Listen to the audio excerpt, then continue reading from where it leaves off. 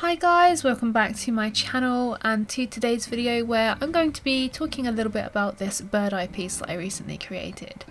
Before we get into this though, if you do want to follow along with this and use the reference photo, the only way you can do so is by joining my Patreon. I'm going to leave a link in the description below. You can watch this whole thing in real time and learn step by step how to draw glassy eyes and surrounding eye feathers as well. So I'm not necessarily going to talk too much about the whole process for this whole thing, because if you know me and you've been on this channel a while, you'll know that I like to draw a lot of eye studies. So the actual process for drawing the eyeball to create that glassy, realistic look, I have covered that process so many times, so I'm just going to touch on a few things. One of the main techniques that you need in order to create a nice smooth surface is to use a small circular motion with your pencils and to work in really nice light thin layers and really build up your values that way rather than going in with a hard pressure. You do get a nice smooth surface when you use hard pressure, but when you do go in with initial hard pressure with your very first colours, or you're going straight in with a mid-tone, you don't build up as much depth as you would if you were using light layers and using lots of light colours and slowly building up to your darker colours. So my one piece of advice for drawing eyes is to make sure that you use small circular motions, go back and forth and really saturate the colours, but use light layers and lots of light layers. With this particular bird eye, because the bird eye was quite dark, it was mainly lots of browns and a few areas of dark sepia and black, I went straight in with a brown tone. I could have gone in with some greys and all of that, and I did add greys and light blues and everything into the highlight because I actually worked on the highlight of this bit first. But for the actual colour of the iris, I just went straight in with some browns and I'm just really slowly building up lots of layers. You can see I'm kind of working my way through to the darker colours using some dark indigo on top of the walnut brown that I've used as well, rather than going in with more black and dark sepia. Using walnut brown and dark indigo together creates a really exceptional dark tone, and I really love doing this instead of going in and using a dark sepia straight away. I like to try and build a dark tone using those two colours. I recommend you give it a go because it creates a really nice dark tone, it gives it depth, and you're using and creating colours and learning about colour theory as well as learning how to layer your coloured pencils, so you're kind of killing two birds with one stone. I use a similar approach as well when it comes to the outer edges of the eye. So you've got this really nice yellow section around the outside of the eye there. I've used the same process of using light layers and using a little bit of a circular motion, as well as kind of shading, doing some cross-hatching shading, so going in one direction and then doing a second layer going in the opposite direction. And that just helps to get maximum coverage on the paper, and it helps to portray a really nice smooth surface. The main aspect of this particular small drawing, by the way, the size of this was 3 inches by 3 inches. It's like my signature eye study size. I love drawing this small and I love doing eye studies like this at this size. I don't know why, I could do them bigger, but I just feel like this size is just perfect for them. But the main feature of this particular eye study, and the majority of it, is the feathers that are surrounding. And there are some feathers that are kind of like that peachy tone, they're really light, and then it's intermingled with some of these darker feathers. So the process that I am approaching this with, as you can see, is by first of all outlining any of the kind of darker areas in a particular section that I'm working on. I'm also breaking this down into smaller sections because I find that if I'm working on a thing as a whole, it becomes a little bit overwhelming for me. So my process is always to work in small sections and then to link them up and blend them together that way. It's something that works for me. It may not be a way that works for you, but that is the way that I work, and that's why you always see me working in small sections like this, building them up until they're complete and then going on and working in another section. So in the particular bit that I'm working on, you can see I'm adding in some walnut brown lines, and I'm just kind of mapping out where all of the little darker flecks of the feathers are sitting. I'm initially going in with a light pressure, and that's so that I can kind of map out the ones that I am really unsure of.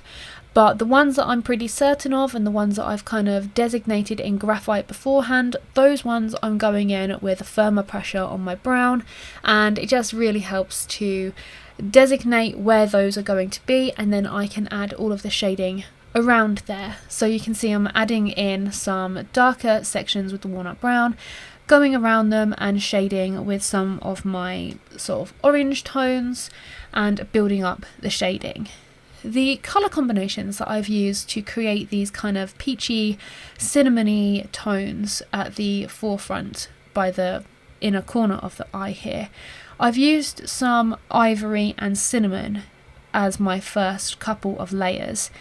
And when you mix ivory and cinnamon together, they give a really nice peach tone. I really recommend you give this colour combination a go as well, because it creates a really lovely tone. And if you're using the polychromos like I am here, you often can't find that there's not really like a nice light peach tone, like an apricot tone like you can find in the Luminance or the Derwent Lightfast. So in order to create your own, I find that if you put down some ivory and then you layer some cinnamon over the top, it creates a really killer combination and gives a really nice tone.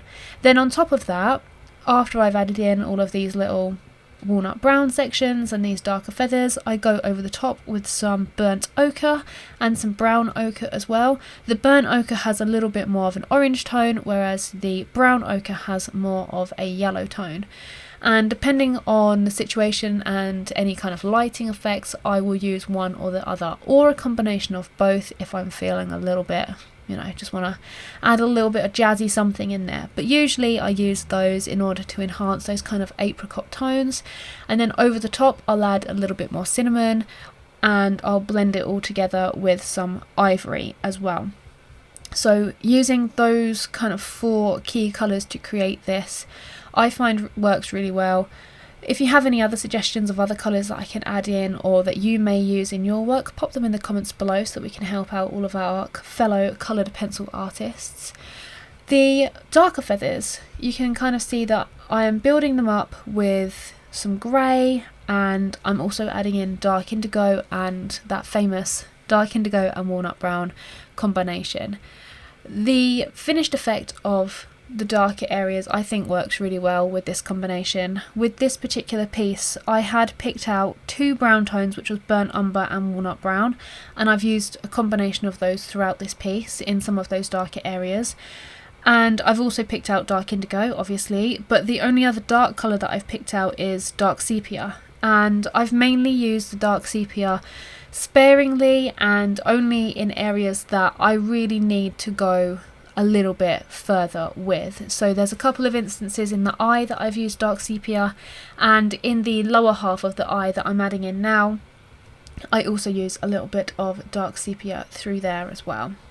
But mainly these days in my drawings I tend to rely a lot on colour theory and colour mixing rather than trying to use some of the already sort of processed colours. So I'm always trying to think of what colours I can combine to create a certain effect. So there are tons and tons of different like green tones and blue tones and everything else, but I really try and just narrow it down to a few key pencils and then use those to try and obtain the effect that I'm after, again by using colour theory and colour mixing. I'm going to leave a video in the description below where I show you my colour mixing using just 12 polychromos pencils, and I go through it and it shows you all of the different colour combinations that you can come up with just using that initial relatively cheap set of pencils. So I'm going to leave that in the description for you below because I think it's really essential and it ties in a lot with what I'm saying here. The feather technique for this particular drawing, I have used my key fur method technique. So I'm creating lots and lots of tapered lines and I'm adding them really close together to create a really concentrated area of colour, and I'm using that to help to create the texture of the feathers. The feathers around the eye are often really soft and they are quite fur-like in a lot of birds. If you take a close look around the eye, they're often really short and it does look a lot like fur. When you get to the body of birds, you get those really long sleek feathers and you have to change up your technique a little bit. So the method that I use and the technique that I use around here is just using a lot of tapered lines, a lot of that fur method, and again I'll leave that video in the description for you in case you want to check that out and see exactly how I use that technique. It's an isolated video where I just explain that technique and it'll be really helpful if that is something that you would like to learn. But I just build up the layers. As you can see, I've got some really light base layers, they're just kind of really rough, and then I go in with a little bit of a firmer pressure because these areas are dark and I can afford to go in with some firmer pressure because I'm only going to be using browns, a little bit of blue and some dark sepia. So I can go in with that firmer pressure in order to get that really deep colour that I'm after. In the lighter sections, I've mainly used those light layers, using those light colours, and I haven't really introduced very much pressure on my pencil in order to create those, because if I went in with a lot of pressure on the yellows would be very, very rich, and the reference photo didn't really have very rich yellow or orange tones. They were very muted, so I kept my colours and layers quite light. But as I said, for the darker areas I've used a firmer pressure and I've just gone in with more of those darker colours, and I've kind of used less light base layers as well, mainly because I just didn't want to have I didn't really need to have a lot of those light colours showing through on the darker feather areas, so it didn't really make sense to add in a lighter base that wouldn't necessarily be showing through. But those are some key tips for this particular drawing. As I said, if you want to follow along with the full thing and get the tips in depth, then hop on over to my Patreon page.